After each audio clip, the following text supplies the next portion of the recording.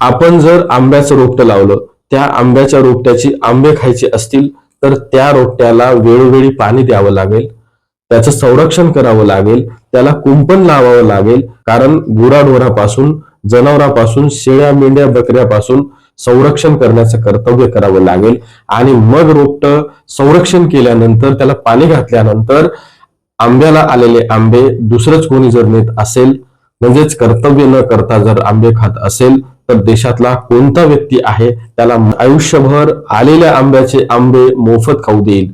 याच पद्धतीनं जर पत्नी स्वतःहून विनाकारण वेगळी राहत असेल, नवऱ्याचं कर्तव्य करत नसेल, त्या घरी विनाकारण राहत नसेल आणि आई वडिलांच्या सांगण्यावरून काहीच कारण नसताना माहेरी राहत असेल, मग अशा परिस्थितीमध्ये कोर्ट पोटगी नाकारू शकते.